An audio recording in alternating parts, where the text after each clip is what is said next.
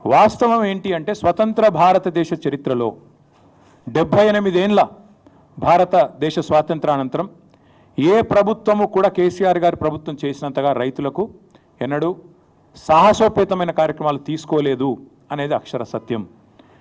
రైతు బంధు అనే ఒక విప్లవాత్మకమైన పథకం ఇది ఇక్కడ అక్కడ కాదు. మొన్న నేను ఆక్స్ఫర్డ్ యూనివర్సిటీకి పోయినా, అక్కడ నేను చెప్తుంటే వాళ్ళే పరిశాన్ అవుతున్నారు.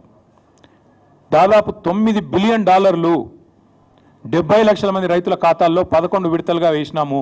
Direct benefit transfer farm input programme call Rythu Bandhu అని చెప్తుంటే ఆక్స్ఫర్డ్లోని అధ్యాపకులు, ఆక్స్ఫర్డ్లోని అక్కడి విద్యార్థులు కూడా ఇది నిజమేనా అన్నట్టు అబ్బురపడి చూస్తూ ఉన్నారు. తెలంగాణ నేల మీద రైతు రాజ్యం తెచ్చిందే కేసీఆర్ గారు. భారతదేశంలోనే మొట్టమొదటిసారిగా అన్ని రంగాలకు 24 గంటల ఉచిత విద్యుత్తు, 24 గంటల విద్యుత్తు, అందులో ఉచిత విద్యుత్తు రైతులకు ఇచ్చిన మొట్టమొదటి రాష్ట్రం తెలంగాణ, మొట్టమొదటి ముఖ్యమంత్రి భారతదేశ స్వాతంత్రానంతరం కేసీఆర్ గారు మాత్రమే. ఇది నువ్వు అవునన్నా కాదన్నా గింజుకున్నా గిలగిల కొట్టుకున్నా రేవంత్ రెడ్డి గారు, ఇది వాస్తవం నిలిచిపోతుంది. ఇందిరమ్మ రాజ్యం అన్నావు. ఇందిరమ్మ గొప్పతనం తెలవాలంటే గుడ్డలు కూడా తీసుకొట్టాలన్నావు. ఇందిరమ్మ గొప్పతనం ఏంది, ఇందిరమ్మ రాజ్యం గొప్పతనం ఏంది నీది అంటే కాలిపోయిన మోటార్లు, పేలిపోయిన ట్రాన్స్ఫార్మర్లు, ఎరువుల కోసం, విత్తనాల కోసం లైన్లలో మళ్ళా చెప్పులు. నువ్వే చెప్పినావు, నీ పార్టీ చెప్పింది, మాకు ఓటేయండి మార్పు తెస్తాం, ఆనాటి రోజులు తెస్తామన్నావు. నిజంగానే తెచ్చినావు. ఇవాళ ఎరువుల కోసం, విత్తనాల కోసం ఇవాళ రాష్ట్ర వ్యాప్తంగా నీ చేతగాని ప్రభుత్వం, నీ అసమర్థ ప్రభుత్వం రైతులను కాల్చుక తింటున్న మాట వాస్తవం కాదా? నిన్నగాక మొన్న కొమరం భీం జిల్లాలో అక్కడ సిర్పూర్ యు అనుకుంటా అక్కడ ఊరు, అక్కడ వేల మంది ఆల్మోస్ట్ యుద్ధాలు చేసే పరిస్థితి ఒక ఎరువు బస్తా కోసం వచ్చిన మాట వాస్తవం కాదా? ఇలా ప్రతి మండలంలో రైతులు ఎరువుల కోసం, యూరియా కోసం ధర్నాలు చేసే పరిస్థితి వచ్చిన మాట వాస్తవం కాదా? మీరు ఎరువుల దుకాణాలకు ఆధార్ కార్డు చూపెడితే ఎకరానికి ఒక బస్తా ఇవ్వాలని చెప్పిన మాట, మీ అధికారులకు ఆదేశం ఇచ్చిన మాట వాస్తవం కాదా? ఎరువులు కూడా పంచే శాతగాని నువ్వు ఇవాళ కేసీఆర్ లాంటి నాయకుడిని పిలిచి చర్చకు రా అని మాట్లాడితే నవ్విపోదురుగాక నాకేమి సిగ్గన్నట్టు ఇంతకంటే హీనమైన పరిస్థితి ఉండదు.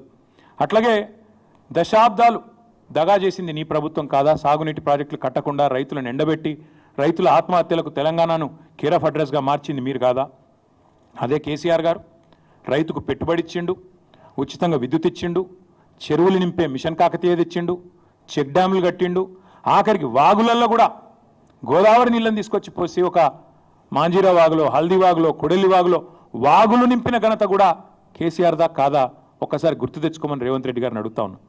కరోనా సమయంలో దేశమంతా అతలాకుతలం అవుతుంటే ఆనాడు 7,500 ధాన్యం కొనుగోలు కేంద్రాలు పెట్టి ఆఖరి గింజదాకా కొని రైతులను కంటికి రెప్పలాగా కాపాడుకున్నది కేసీఆర్ కాదా?